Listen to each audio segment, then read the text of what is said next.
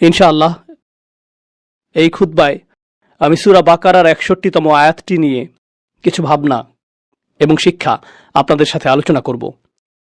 আর এই আয়াতটি নিয়ে কথা বলতে গিয়ে আমি মনে করি আয়াতটি নিয়ে গভীর চিন্তাকারী প্রত্যেক ব্যক্তি উপলব্ধি করতে পারবেন যে আমাদের জন্য এই সময় এই ধরনের আয়াত নিয়ে গবেষণা কেন গুরুত্বপূর্ণ। আল্লাহ আজ্জা ওয়া জাল্লা আয়াতটিকে একটি বিশেষ প্রেক্ষাপটে এখানে সন্নিবেশিত করেছেন। বনী ইসরাইল ফেরাউনের হাত থেকে রক্ষা পেয়েছিল, তারা ফেরাউন থেকে রেহাই পেয়েছিল, আর অনেক অনেক প্রজন্ম ধরে তারা ফেরাউনের শাসনের অধীনে বসবাস করে আসছিল। তো দীর্ঘ সময় ধরে তারা অধিকৃত জনগোষ্ঠী হিসেবে বসবাস করেছে কর্তৃত্ববাদী একটি শক্তির অধীনে, যা তাদেরকে শাসন করেছে, দাসতুল্য আচরণ করেছে এবং নিচু জাত হিসেবে গণ্য করেছে। এখন বিষয় হলো, নির্যাতনকারী এবং নির্যাতিতের মাঝে অদ্ভুত একটা সম্পর্ক রয়েছে। পৃথিবীর ইতিহাসে আপনি দেখবেন যে কিছু জাতি অন্য জাতির দ্বারা শাসিত হয়েছে। গোটা মানব ইতিহাস জুড়ে এমনটা ঘটেছে। উদাহরণস্বরূপ জাপানিরা চাইনিজদের সাথে এমনটা করেছিল, ব্রিটিশরা পৃথিবীর অনেক দেশেই এমনটা করেছে, ডাচরা এমনটা করেছে ইন্দোনেশিয়াতে, ইত্যাদি ইত্যাদি। আর যখন এই আক্রমণকারী ঔপনিবেশিক শাসকরা কোথাও চলে আসে, সেখানে বিজয়ী হওয়ার পর তাদের বিরুদ্ধে যুদ্ধরতরা ছাড়া সাধারণ জনগণ, লক্ষ কোটি সাধারণ জনগণের কাছে প্রথমে মনে হয় না যে তাদের জীবনে খুব একটা পরিবর্তন এসেছে। রোমানরা বিজয়ী হওয়ার আগে যে কৃষক ছিল, রোমানরা বিজয়ী হবার পরেও সে কৃষকই রয়ে গেছে। তাদের প্রদত্ত কর হয়তো ভিন্ন কর্তৃপক্ষের হাতে যাচ্ছে, কিন্তু জীবন খুব একটা পরিবর্তিত হয়নি, যুদ্ধের সময়টা বাদে। একইভাবে বিশেষত রোমান সাম্রাজ্য, মঙ্গোলীয় সাম্রাজ্য, অন্য যুদ্ধবাজ জাতিগুলো যারা গোটা পৃথিবী জুড়ে তাদের সাম্রাজ্যকে বিস্তৃত করেছে, তাদের এটা করার একটা পন্থা ছিল এই যে তারা বিদ্যমান অবস্থাতে তেমন একটা পরিবর্তন আনত না। তোমরা তোমাদের কার্যপদ্ধতি বজায় রাখো, যেভাবে চাষবাস করছিলে তা চালিয়ে যাও, বাজার যেভাবে চলছিল তা অব্যাহত রাখো, এখন শুধু অর্থ এই দিকে আসতে হবে, এইটুকুই। তো সাধারণ মানুষের কাছে অর্থনৈতিক পর্যায়ে ক্ষমতার এই রদবদলকে খুব বেশি পরিবর্তন বলে মনে হতো না। কিন্তু বিজয়ী শক্তির জন্য এটাও গুরুত্বপূর্ণ ছিল যে মানুষ যাতে জানতে পারে শহরে নতুন এক কর্তা এসেছে। করের অর্থ নীরবে নিভৃতে ভিন্ন গন্তব্যে সঞ্চালিত হবে এটুকুই যথেষ্ট না, বরং কর্তৃত্বের একটা বহিঃপ্রকাশও থাকতে হবে। মানুষের এটা স্বীকার করতে হবে যে একটি শক্তিধর সাম্রাজ্যের শক্তিধর সম্রাটের অধীনে বসবাস করছে তারা। আর যেভাবে তারা এটা করত তা শুধুমাত্র সামরিক শক্তি প্রদর্শনের মাধ্যমে না, কারণ সেটা ছিল অনেক ব্যয়বহুল। আর সেনাবাহিনী তো মূলত ব্যবহৃত হয় যুদ্ধক্ষেত্রে। সেনাবাহিনী ব্যবহৃত হয় গুপ্তচর বৃত্তির কাজে, গোপন সংবাদ সংগ্রহের কাজে। যখন আপনি জনগণ নিয়ন্ত্রণ করার জন্য সেনাবাহিনী ব্যবহার করবেন, সেই অনুপাতে তো জনসংখ্যাও অনেক বেশি, আর এটা সেনাবাহিনীর কাজও না। এজন্য এই ক্ষেত্রে অন্য অস্ত্র ব্যবহার করতে হবে। আমি এগুলোকে অস্ত্র হিসেবেই আখ্যায়িত করছি। আমেরিকাকে এখন বলা হয়ে থাকে হৃদয় এবং মনের নিয়ন্তা, এটাই বলা হয়ে থাকে। এখন আপনার আর বন্দুক এবং বোমার প্রয়োজন নেই। আপনার যা প্রয়োজন তা হলো বিনোদন, খেলাধুলা, কনসার্ট। রোমানরা এটা করেছে, সকল রাজারা এটা করেছে। তারা বড় ধরনের আয়োজন করত, তাদের বিভিন্ন জাতীয় উৎসবের দিন থাকত। জনগণকে এটা অনুভব করতে হবে যে সাম্রাজ্যের প্রতি তাদের আনুগত্য হলো নাগরিকত্বের অংশ। আর এই লোকগুলো বিজয়ী হয়েছে কারণ তারা জয়ী হওয়ার যোগ্য। তাদের বিজয়ী হওয়াটা ইতিবাচক বিষয়। তারা যদি জয়ী না হতো, সাম্রাজ্য হিসাবে আমরা অগ্রগতি অর্জন করতাম না। যদিও তারা আপনাকে নিজেদের অন্তর্ভুক্ত মনে করে না, কিন্তু তারা চায় যে আপনি তাদেরকে নিজেদের পরিবার হিসেবে গণ্য করেন। তারা কখনোই আপনাকে নিজের পরিবার হিসেবে গণ্য করবে না, কিন্তু তারা চায় যে আপনি তাদেরকে নিজেদের পরিবার হিসেবে গণ্য করেন। আর তারা এটা করে পতাকার মাধ্যমে, কুচকাওয়াজের মাধ্যমে, গান, প্রদর্শনী এবং প্রোপাগান্ডার মাধ্যমে। তারা এগুলো সৃষ্টি করবে। এমনকি ফেরাউনের সময়েও সে এগুলো সৃষ্টি করেছিল। আপনি ফেরাউন রাজবংশের ইতিহাস অধ্যয়ন করলে এটা লক্ষ্য করবেন। এটা অধ্যয়ন গুরুত্বপূর্ণ, কারণ কোরআনে বারবার ফেরাউনের আলোচনা এসেছে। আপনি যদি প্রাচীন মিশরীয় ফেরাউন সাম্রাজ্য নিয়ে জানেন, তারা প্রচুর পরিমাণে অদ্ভুত কিন্তু ভীতিকর এবং শক্তিশালী স্মৃতিস্তম্ভ নির্মাণ করেছিল, যেমন পিরামিড, স্ফিংস এবং অন্যান্য আরও অদ্ভুত ধরনের স্থাপনা, যা দেখার জন্য এখনও মানুষ এই সকল স্থান ভ্রমণ করে। আর এই সকল স্থাপনা এমনভাবে নির্মাণ করা হয়েছিল যে যখন মানুষ নৌপথে ভ্রমণ করত, তারা এই স্থাপনাগুলো নদীর তীরে দেখতে পেত। ও, এই লোকদের সাথে ঝামেলা করা যাবে না, দেখো তারা কি নির্মাণ করেছে। এটা ছিল ভীতি সৃষ্টির একটা মাধ্যম। কোরআনে আল্লাহ আজ্জা ওয়া জাল্লা পূর্ববর্তী জাতিগুলোর ব্যাপারে এই বিষয়টি বর্ণনা করেছেন। যেমন হুদ আলাইহিসসালামের জাতি, তারাও এটা করত। তারা মূর্তি এবং বিশালাকার স্থাপনা নির্মাণ করত। অন্য কোনো কারণে না, বরং একটা ভাবমূর্তি, একটা প্রভাব সৃষ্টির জন্য। ঠিক তো এটা কোনো একটা বিষয়ের প্রতীক। আপনারা জানেন, যখন আমেরিকার বিদ্রোহীরা ব্রিটিশ সাম্রাজ্যের বিরুদ্ধে যুদ্ধ করেছিল, তখন ফ্রেঞ্চরা যেহেতু ব্রিটিশদেরকে ঘৃণা করত, ব্রিটিশদেরকে মানসিক যন্ত্রণা দেওয়ার জন্য তারা স্ট্যাচু অফ লিবার্টি উপহার দিয়েছিল, ফ্রান্স এবং আমেরিকার মাঝে মৈত্রী সম্পর্কের প্রতীক স্বরূপ। আর স্ট্যাচু অফ লিবার্টি কিসের প্রতিনিধিত্ব করে? স্বাধীনতা, বাক স্বাধীনতা, ধর্মের স্বাধীনতা, মত প্রকাশের স্বাধীনতা, মানুষ হিসেবে যেমন ইচ্ছা বাঁচার স্বাধীনতা। যদিও ফ্রান্স এই স্বাধীনতাগুলো উদযাপন করে, সেখানে হিজাব পরিধান করলে আপনি চাকরি পাবেন না। বায়োডাটাতে আপনার নামে মোহাম্মদ উল্লেখ করলে চাকরির ইন্টারভিউর জন্য ডাক পাবেন না। সেই ব্যক্তি যিনি একজন সাদা চুলের, সাদা চামড়ার আলজেরিয়ান, তার নাম আব্দুল করিম, তিনি একটি চাকরির আবেদন করেছেন, কিন্তু তিনি তা পেলেন না। তিনি নিজের নাম পরিবর্তন করে জেক রাখলেন, আর সাথে সাথেই চাকরির ডাক পেয়ে গেলেন। এটাই স্বাধীনতা। কিন্তু এটা শুধু একটা প্রতীক। এটা মানুষকে দেখানোর জন্য যে এর প্রতিনিধিত্ব আমরা করি, এটাই আমরা উদযাপন করি। এটা করা হয় পতাকা এবং এই জাতীয় অন্যান্য জিনিসের মাধ্যমে। এখন বেশিরভাগ মানুষের ক্ষেত্রে কি ঘটে? বেশিরভাগ মানুষের ক্ষেত্রে এই সাম্রাজ্যগুলো যা করেছিল তা হলো, এই মানুষগুলো পৃথিবীর সম্পর্কে যেরকম চিন্তা করে তা নিয়ন্ত্রণ করত। আপনি যদি সেই সময় বসবাস করতেন, তাহলে তারা চাইতো যে তাদের মতো করে জগৎ আপনি চিন্তা করেন। তারা চায় সেভাবে আপনি জগৎকে দেখুন, যেভাবে তারা আপনাকে দেখাতে চায়। আর সেটা ছিল তাদের সবচেয়ে শক্তিশালী অস্ত্রগুলোর একটি। বনি ইসরায়েল ছিল দাসতুল্য। মিশরীয় সমাজে তারা ছিল দাসতুল্য। আর মুসা আলাইহিসসালাম তাদেরকে সেই দাসত্বের শৃঙ্খল থেকে মুক্ত করেছিলেন। এখন তারা মুক্ত। তারা রয়েছে মরুভূমিতে। মিশরীয় সেনাবাহিনী ডুবে গিয়েছে, তারা ধ্বংসপ্রাপ্ত হয়েছে। এখন তারা মুক্ত, কিন্তু আসলে তারা মুক্ত নয়। কারণ প্রকৃত আক্রমণটি সামরিক আক্রমণ ছিল না, প্রকৃত আক্রমণটি ছিল মানসিক আক্রমণ। তারা শারীরিক বিবেচনায় মুক্তি পেয়েছিল বটে, কিন্তু মানসিকভাবে তারা মুক্ত হতে পারেনি। তারা মানসিকভাবে মুক্ত হতে পারেনি। তারা এখন একরকমভাবে মুক্ত। আমি আপনাদেরকে একটা উপমা প্রদান করছি। ধরুন কেউ কারাগারে রয়েছে, মিথ্যা অভিযোগে তাকে কারাগারে বন্দী করা হলো, আর 20 বছর কারাগারে কাটানোর পর সে মুক্তি পেল। যখন সে মুক্তি পায়, সে আবারও সূর্য দেখতে পায়, সে আবারও স্বাভাবিক খাবার খেতে পায়, সে আবারও বন্ধুত্ব তৈরি করতে পারে। সে কি আর কখনো কারাগারের পোশাক পরিধান করতে চাইবে? আমি সেই পোশাকগুলো মিস করছি। সে কি এটা বলবে? সে কি এটা বলবে যে কারাগারে যে তরল ধরনের খাবার দেওয়া হতো, সেই খাবারটা আমি খুব মিস করছি। আমি মুরগির মাংস খেতে চাই না, আমি গরুর মাংস খেতে চাই না, আমি বারবিকিউ খেতে চাই না, আমি সেই পুরাতন নোংরা পাত্রটি চাই। আর আমি অন্ধকারাচ্ছন্ন স্থানে বসে খাবার খেতে চাই যেখানে ইঁদুর ঘুরে বেড়ায়, কারণ আমি সেগুলো মিস করছি। কেউ সেটা করবে না, কেউই সেটা করবে না। প্রকৃতপক্ষে সে যদি একটা ইঁদুর দেখে, অথবা সে যদি কারাগারের খাবারের পাত্রটির মতো একটা পাত্র দেখতে পায়, তার স্মৃতিতে সেটা ভেসে উঠতে পারে। তার হয়তো পুরনো দিনের কথা মনে পড়ে যেতে পারে। সে হয়তো কান্না শুরু করে দিতে পারে। তার সেটা মনে পড়ে যায় যখন সে কোনো পুলিশ অফিসারকে দেখে। তার হৃদয়ের মধ্যে আতঙ্ক অনুভব করতে পারে, কারণ সে এই অবস্থার মধ্য দিয়ে গিয়েছে। এমনকি সে কারাগারের পাশ দিয়ে যাতায়াতও করতে পারে না। এটা তার জীবনের ভয়ঙ্কর কালো অধ্যায়ের কথা স্মরণ করিয়ে দেয়। সে ভুলে যেতে চায় এই মানুষটি মুক্তি লাভ করেছে এবং এখন সে মুক্তির স্বাদ উপভোগ করতে চায়। সে স্বাধীনতার স্বাদ উপভোগ করতে চায়। তো মুসা আলাইহিসসালাম তাদেরকে নিয়ে মরুভূমিতে চলে গেলেন। এটা মরুভূমি, কোনো বাগান নয়। এখানে বিচিত্র খাবারের সুব্যবস্থা নেই, এখানে প্রচুর পরিমাণে ছায়া নেই।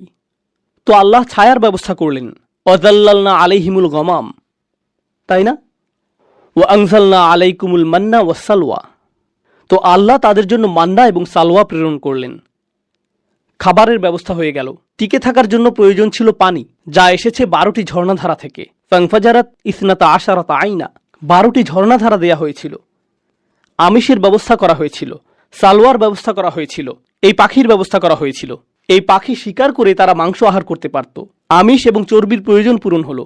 মান্না হলো এক ধরনের গম যা তারা উৎপন্ন করত। তো তাদের জন্য শর্করার ব্যবস্থা করা হলো। পানিরও অভাব ছিল না। এটি ছিল পরিপূর্ণ পুষ্টির একটা ব্যবস্থা। তারা সেখানে কোনো সমস্যা ছাড়া টিকে থাকতে পারত পূর্ণ স্বাধীনতা সহকারে। তবে এই মানুষগুলো যারা শারীরিকভাবে মুক্ত হয়েছিল ঠিকই, কিন্তু তখনও মানসিক দাসত্বে আবদ্ধ ছিল। আর 61 নম্বর আয়াতে তারা মুসা আলাইহিসসালামের কাছে আসলো। আল্লাহ বলছেন, ওয়া ইয কুলতুম, স্মরণ করো যখন তোমরা মুসাকে বলেছিলে, লা নাসবিরা আলা তাআমিন ওয়াহিদ, আমরা শুধু এক ধরনের খাবার খেতে পারবো না, একই খাবার বারবার খাওয়ার ধৈর্য আমাদের নেই। দুপুরের খাবার কি? মান্না এবং সালোয়া। রাতের খাবার কি? সালোয়া এবং মান্না। একই জিনিস বারবার। আমি আর এটা পারছি না। কাম অন, কিছুটা বৈচিত্র্য নিয়ে আসো। তো তারা মুসা আলাইহিসসালামের কাছে আসলো, আর অভিযোগের এই অংশে তারা বলল, ফাদউ লানা রাব্বাক ইখরিজ লানা মিম্মা তুমবিতুল আরদু মিন বাকলিহা ওয়া কিসসাইহা ওয়া ফুমিহা ওয়া আদাসিহা ওয়া বাসলিহা। তারা বলল, কেন তুমি তোমার প্রভুর কাছে দোয়া করছো না? তার উচিত আমাদের জন্য আরো বিচিত্র ধরনের সবজির ব্যবস্থা করা, যেমন ডাল, পেঁয়াজ, কিছুটা তরকারি থাকা তো প্রয়োজন, কিছু মশলা তো থাকা প্রয়োজন। এই জিনিস খেয়ে যেতে পারবো না। আমরা কি আল্লাহর কাছে ভালো খাবারের অর্ডার করতে পারি না? এটাই তারা জিজ্ঞেস করছে। এটা কেন গুরুত্বপূর্ণ? কেন আল্লাহ এই সকল সবজির নাম উল্লেখ করলেন? মজার বিষয় হলো, এইগুলো ছিল মিশরের জনপ্রিয় সবজি, আর তারা তাদের মিশরীয় প্রভুদের সব সময় এই খাবার খেতে দেখেছে। আর তাদের কাছে সেখানে সম্ভবত এটা তো শুধুমাত্র দুইটা খাবারের মিশ্রণ, সেই খাবারের কিছুটা অবশিষ্টও ছিল। আমি আপনাদেরকে উপমা দিয়েছি যে তারা কারাগারের খাবার মিস করে, তাই না? এখন তোমরা মুক্ত হয়ে গিয়েছো, কিন্তু তোমাদের মস্তিষ্ক এখনো কারাগারের মধ্যে রয়েছে, আর তোমরা সেই খাবারই চাইছো যা কারাগারে থাকতে উপভোগ করতে। আর তোমাদের নবীকে জিজ্ঞেস করছো, হ্যাঁ স্বাধীনতাটা চমৎকার, কিন্তু আমরা কি জেলখানার খাবারে আবার ফিরে যেতে পারি? মুসা আলাইহিসসালাম উল্লেখযোগ্য একটা জবাব দিয়েছিলেন। এটা শুধু খাবার নিয়ে ছিল না, এটা শুধু খাবার নিয়ে ছিল না। পৃথিবীর সবচেয়ে শক্তিধর সাম্রাজ্যের অধীনে আমরা বসবাস করেছি। পৃথিবীর অন্য সকল জাতি ফেরাউনের ভয়ে ভীত ছিল। আমাদের ফেরাউনি নাগরিকত্ব ছিল। সর্বশ্রেষ্ঠ পরাশক্তি মিশরের পাসপোর্ট ছিল আমাদের, আমাদের গ্রিন কার্ড ছিল, সব কিছু ছিল আমাদের।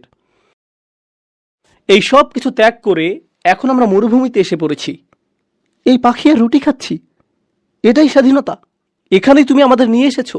আমরা পৃথিবীর 1 নম্বর জাতি থেকে পালিয়ে এসেছি, আর তুমি এভাবে আমাদের জীবনযাপন করতে বলছো?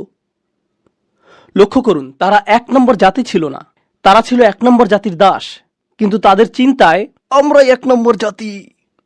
কারণ মিশরীয় প্রভুরা তাদের মধ্যে এই ধারণা সৃষ্টি করেছিল যে তারা সেই সাম্রাজ্যের অংশ, যদিও আপনি আসলে একটা পতঙ্গ যা তারা তাদের পায়ের নিচে পিষ্ট করে। আপনি আসলেই পতঙ্গ ছিলেন যা তারা পিষ্ট করে। তারা এমনটাই ছিল। উদাহরণস্বরূপ, আমেরিকার রাজনীতিতে কিছু মানুষ ডোনাল্ড ট্রাম্পের জন্য পাগল ছিল, তার জন্য তারা উন্মত্ত ছিল। অনেক খ্রিস্টানরা জিসাসের চেয়েও ট্রাম্পের প্রতি বেশি আগ্রহী ছিল, আমরা এটা দেখেছি। আর এই মানুষগুলোর ঠিকমতো বিদ্যুৎ বিল পরিশোধ করতেও কষ্ট হয়ে যায়। তারা কোনো রকমে টিকে আছে, কিন্তু যখন ট্রাম্প আসে, ইয়ে আমরা আপনাকে ভালোবাসি, আর সে বলে আমিও তোমাদেরকে ভালোবাসি, সে আপনাদের কাউকেই ভালোবাসে না। কিন্তু সে অত্যন্ত সফলভাবে আপনাদের মাঝে এই ধারণা সৃষ্টি করেছে যে তাকে আপনাদের ভালোবাসা উচিত। সে সফলভাবে এটা করেছে। এটা ফেরাউনের কৌশল, ইতিমধ্যে এটা উল্লেখ করা হয়েছে। তো তারা ছিল দাস, কিন্তু সেখান থেকে মুক্তি পেয়েও সেই পুরাতন জিনিসই তারা চাইছে। ঔপনিবেশিক প্রভু তাদেরকে যা দিয়েছিল তাই তারা চায়। তারপর মুসা আলাইহিসসালাম বললেন, ইহবিতু মিসরান। এখানে মিশ্রণ শব্দটি আসলেই উল্লেখযোগ্য একটা শব্দ। আরবি ভাষায় মিশ্রণ অর্থ হল গ্রামীণ উন্মুক্ত এলাকা। এখানে বলা যেত বালাদান, আরদান অথবা ওয়াদিয়ান, এই ধরনের যে কোনো শব্দই বলা যেত, কিন্তু আল্লাহ মিশ্রণ শব্দটি বাছাই করেছেন তানবিন সহকারে। মিশ্রণ এর শেষে নুন ধ্বনিটি শুনতে পাওয়া যায়, মিশ্রণ। কিন্তু মিশরের জন্য আরবিতে ব্যবহৃত শব্দটি হল মিশ্র, তানবিন ছাড়া। এটাকে বলা হয় মামনু মিনাস সরফ। তো দুটি শব্দ দেখতে খুবই কাছাকাছি, কিন্তু তারা একই অর্থ প্রকাশ করছে না। আপনি যদি মিশ্র অথবা মিশ্রু বলেন, এটা মিশর, কিন্তু যদি মিশ্রণ অথবা মিশ্রুন বলেন, এটা গ্রামীণ উন্মুক্ত এলাকা। কিন্তু শব্দ দুটি খুবই কাছাকাছি। এটা এরকম যেন মুসা আলাইহিসসালাম বলছেন, তোমরা আরেক মিশরে ফিরে যেতে চাইছো, তোমরা নতুন একটা স্থানে যেতে চাইছো, কিন্তু আসলে তোমরা আবারও সেই মিশরের অবস্থায় চাইছো। আমি কোথা থেকে এসেছি তা নিয়ে আপনাদেরকে মজার একটা কথা বলি। আমি মূলত পাকিস্তানি বংশোদ্ভূত, আর আমি পাকিস্তান ভালোবাসি। আমি সেই গোটা অঞ্চলটাকেই আসলে ভালোবাসি। সেই অঞ্চলটির ইতিহাসের প্রসঙ্গে বলতে গেলে, বিশেষত বিশ্ববিদ্যালয় এবং হাই স্কুলের যেই ছাত্ররা এখানে রয়েছেন, আমি চাই যে আপনারা একটা বই পড়েন, বিশেষত যদি আপনি দক্ষিণ এশিয়া থেকে এসে থাকেন। যদি আপনি ভারত, পাকিস্তান, বাংলাদেশ, আফগানিস্তান, এমনকি শ্রীলঙ্কা এবং সেই অঞ্চলের অন্যান্য দেশ থেকে এসে থাকেন, আপনি বইটি পড়েন। বইটির নাম Islam and the English Enlightenment. Islam and the English Enlightenment. আমি চাই যে আপনি এই বইটি পড়েন। তো মূল কথায় আসি, ব্রিটিশরা ভারতকে উপনিবেশ করেছিল। তারা হিন্দু, মুসলিম, শিখদেরকে একটা সময় ধরে শাসন করেছে। ভারতীয়রা স্বাধীনতা আন্দোলন করেছে, বিশেষত মুসলিমরা লড়াই করেছে। দীর্ঘ সময় এতে কোনো ফল হয়নি। এদের তো পরস্পর শত্রু হওয়ার কথা ছিল। শত্রুর সব কিছুকে আপনার ঘৃণা করা উচিত।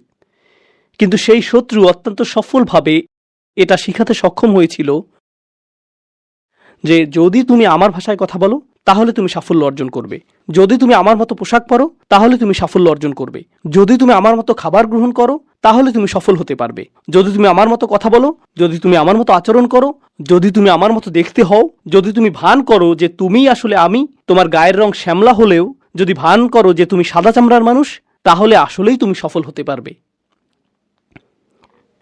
ব্রিটিশরা কিন্তু খুবই ছোট একটা জাতি, না জানলে জেনে রাখুন। আমি অনেকবার ইংল্যান্ডে গিয়েছি। আপনি গাড়ি চালিয়ে কয়েক ঘন্টার মধ্যেই গোটা দেশটি অতিক্রম করতে পারবেন। যখনই আমি গাড়ি চালিয়েছি দেখেছি যে এর বেশিরভাগই ফসলের জমি। একটা শহর ফসলের জমি, আরেকটি শহর ফসলের জমি।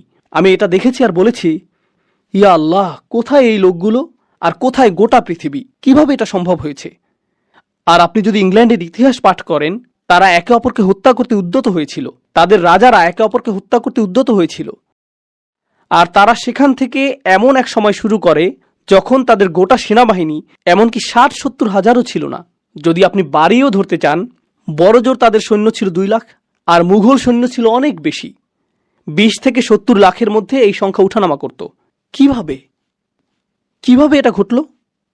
এটা সামরিকভাবে ঘটেনি, ভিন্ন কিছু সেখানে ঘটে যাচ্ছিল।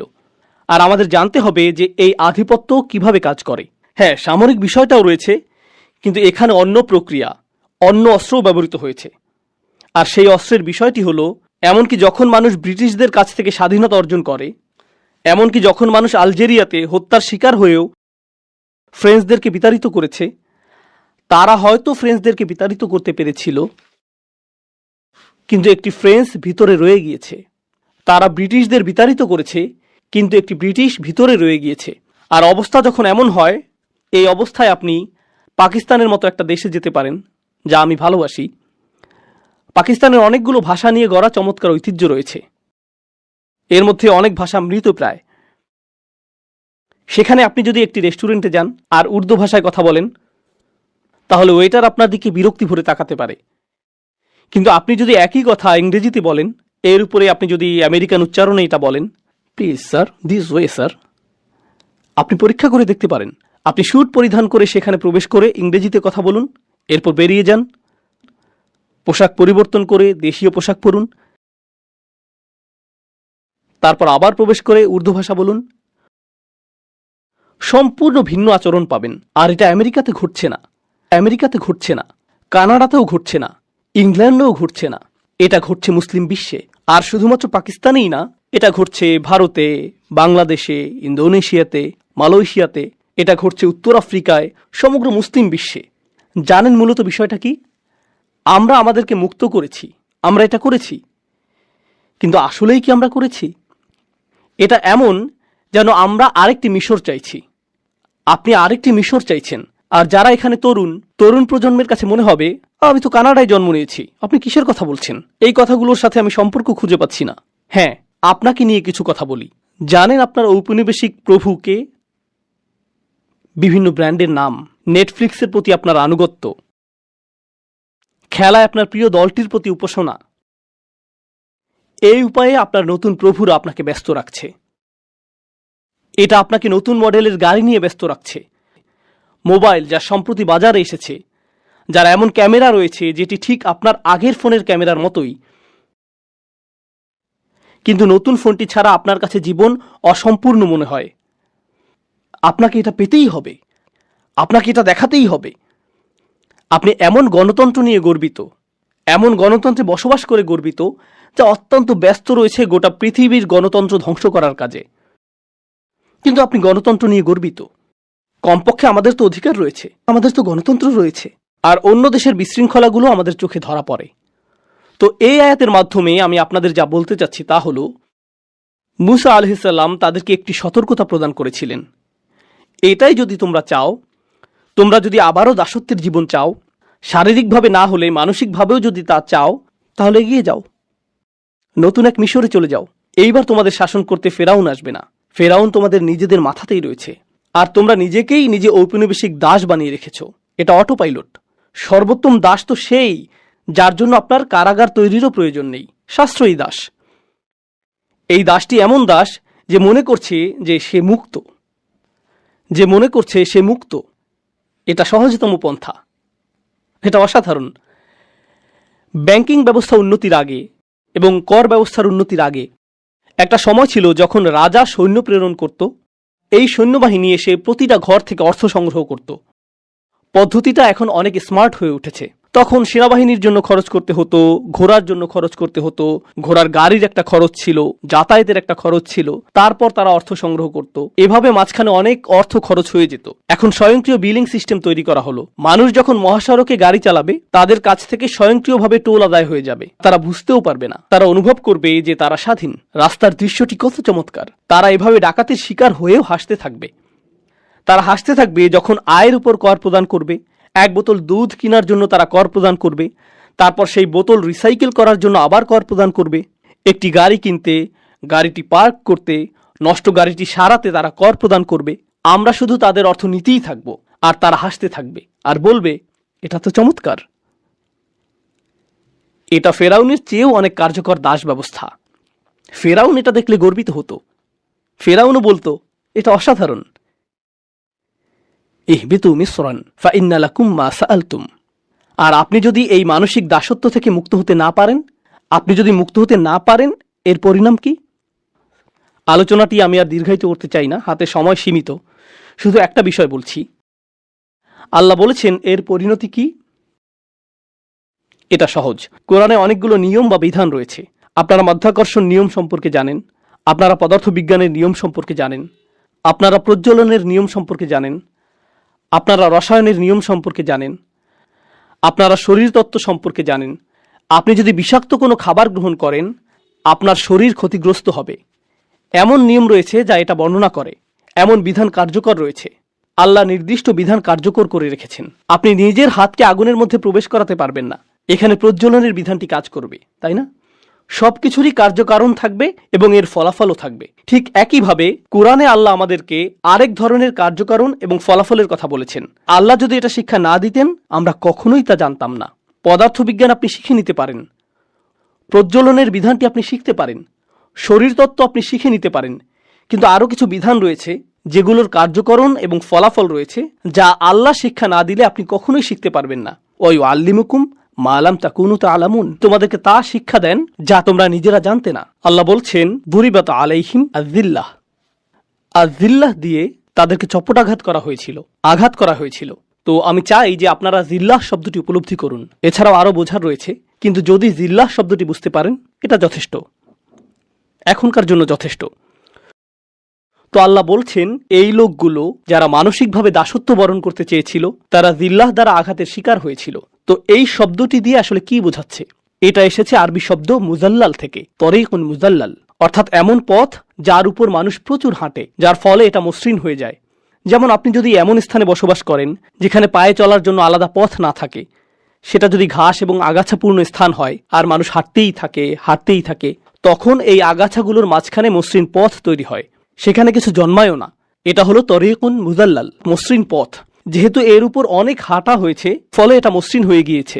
হা ইতুন জলিল, এটা ব্যবহৃত হয় দেয়ালের ক্ষেত্রে। মানুষ দেয়াল নির্মাণ করে বাইরের মানুষকে দূরে রাখার জন্য, কিন্তু দেয়ালটি যদি 1 হাত পরিমাণ উঁচু হয়, এর ফলে মানুষ সহজেই ঢুকে পড়তে পারে। এটা অকেজো, কারণ এটা অনেক নিচু।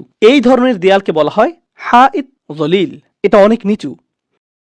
এভাবে বাইতুন জলিল, যখন আপনি বাড়ি কিনেন, আপনি তা কিনতে চান উঁচু জায়গার উপর, কিছুটা উঁচু স্থানে, কারণ যখন বৃষ্টি নামবে পানি গড়িয়ে নেমে যাবে। কিন্তু আপনি যদি নিচু স্থানে বাড়ি কিনেন, অন্য সকল বাড়ির পানি আপনার বাড়িতে চলে আসবে, আপনার বাড়িই বন্যার শিকার হবে। এটাই বাইতুন জলিল। তারা জুলাল আল করম শব্দটি ব্যবহার করে এমন গলার হারের জন্য যাতে সস্তা পুঁতি থাকে, কিন্তু এর মাঝ বরাবর মূল্যবান কয়েকটি পাথর থাকে যা নিচে ঝুলে থাকে। তো দুল্লিয়াত আনাকিদুহ, মূল্যবান যে পাথরগুলো নিচে ঝুলে থাকে সেগুলোকে আসলে বলা হয় জুলাল, যেগুলো নিচে ঝুলে থাকে। মুহাম্মদ হাসান হাসান জাবাল কর্তৃক লিখিত আরবি ভাষার বিখ্যাত অভিধানে তিনি এই ব্যাপারে বলেছেন, নাকসুস ইরতিফা ইশাই, কোনো কিছু উঁচু ছিল কিন্তু এখন তা নিচু হয়ে গেল, এটাই দলিল। কেউ শক্তিশালী ছিল, এরপর সে দুর্বল হয়ে গেল, এটাই দলিল। সামাজিক দৃষ্টিকোণ থেকে কেউ আগে আত্মমর্যাদা সম্পন্ন ছিল, আর এখন মানুষের পায়ের নিচে পিষ্ট হওয়াকে এবং নত হয়ে থাকাকে সে উপভোগ করে, এটাই দলিল। তো মুসলিম সভ্যতার সাথে কি ঘটেছে? আজকের দিনেও এমন স্থান রয়েছে, আমি নিজে এমন স্থানে গিয়েছি, মুসলিম সমাজেই কোনো নারী যদি হিজাব পরিধান করেন, তিনি সেখানে অশিক্ষিত, গেঁয়ো এবং সেকেলে বিবেচিত হন। তারা পশ্চিমাদের থেকেও বেশি পশ্চিমা সাজতে চায়। পশ্চিমারাও এতটা পশ্চিমা সুলভ আচরণ করে না। কেন? কারণ আমরা এটা অনুভব করতে চাই যে আমরা আধুনিক অনুভব করতে চাই। আপনি লক্ষ্য করবেন যে যুদ্ধ বিধ্বস্ত দেশ, যেখানে গোটা দেশটি ধ্বংসপ্রাপ্ত হয়েছে, গণহত্যা চালানো হয়েছে, আর সেই মানুষগুলোই তাদের মূল্যবোধের অনুভূতি হলো এরকম, দেখো আমি কোন ব্র্যান্ডের বেল্ট কিনেছি, দেখো আমার জুতাগুলো, দেখো আমি কোন স্যুটটি কিনেছি, এটাই তার মূল্যবোধের উৎস। প্রভু বলেছে, আমার কাছ থেকে কিনো, আমাকেই কর প্রদান করো, আর একই সাথে গর্বিতও বোধ করো। মানুষ এর চেয়ে বেশি জলিল কিভাবে হতে পারে? মানুষ এর চেয়ে নিচে আর কিভাবে নামতে পারে? এটা হালাল এবং হারামের বিষয় না। আমি চাই যে আপনারা বিষয়টা উপলব্ধি করুন। এটা হারামের সাথে সম্পর্কিত না, এটা আত্মমর্যাদার বিষয়। আমি সমাপ্তি টানছি এই বলে যে পৃথিবীর সকল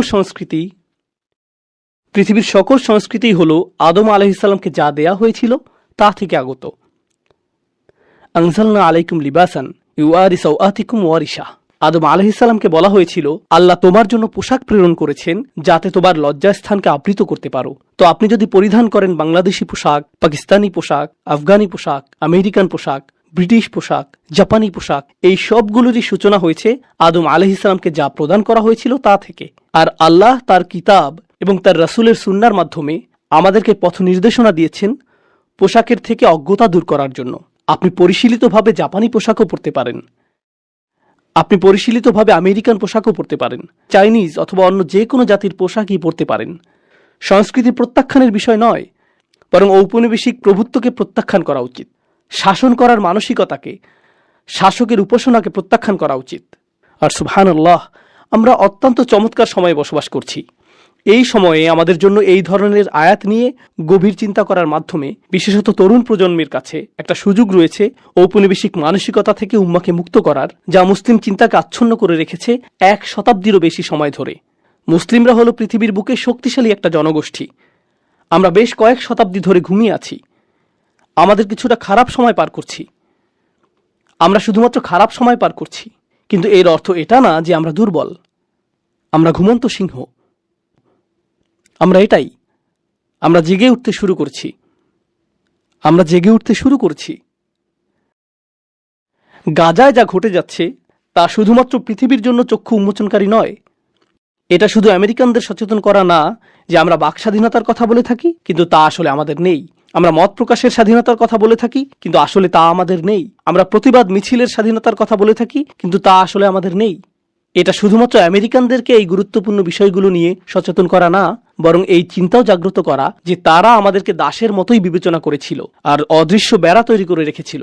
মুসলিমরা বুঝতে পারছে যে এতদিন আমি কিসের উপাসনা করে আসছি, কোন কল্পিত গরু নিজের চিন্তার জগতে তৈরি করে আমি উপাসনা করেছি, বনি ইসরাইলের সেই সোনালী গরুর মতো। এখন আর এটা সোনালী গরু হতে হবে সেটা জরুরি না। এটা হতে পারে যে কোনো কিছুর সোনালী লোগো, এটা হতে পারে সোনালী নাইকি, হতে পারে সোনালী ফেরারি, সোনালী অ্যাডিডাস, এগুলো সবই সোনালী গরু। আজকের যুগে এগুলোই সোনালী গরু। পৃথিবীর সকল সামেরিরা এগুলো নির্মাণ করে যাচ্ছে। তো আমি মনে করি যে এটা নতুন একটা সূচনা, এটা নতুন জাগরণের সূচনা। আমরা এখন আর সাংস্কৃতিক আগ্রাসনের শিকার হব না। আমরা নিজেদেরকে প্রকাশিত করতে পারি এবং নিজেরাই চিন্তা করতে পারি, আর আমরা সত্য ছাড়া অন্য কিছুর অনুগত হব না। আমরা পৃথিবীকে সত্য প্রত্যক্ষ করার আমন্ত্রণ জানাতে পারি, এমন কারো চোখ দিয়ে দেখা থেকে বিরত থেকে যে এতদিন নিয়ন্ত্রিতভাবে কারসাজি করে সত্য গোপন করে এসেছে। আল্লাহ আযজা ওয়া জাল্লা আমাদের হৃদয় এবং মনকে মুক্তি দান করুন। বিশেষভাবে এই প্রজন্মকে আল্লাহ সামর্থ্য দান করুন যারা উম্মাকে ঔপনিবেশিক সেই প্রভুত্ব থেকে মুক্ত করবে যা এখনো ভিতরে রয়ে গিয়েছে, যা বহির্গত প্রভুত্ব থেকে কোনো অংশে কম নয়। বারাকাল্লাহু লি ওয়া লাকুম ফিল কুরআনিল হাকিম ওয়া নাফা'নি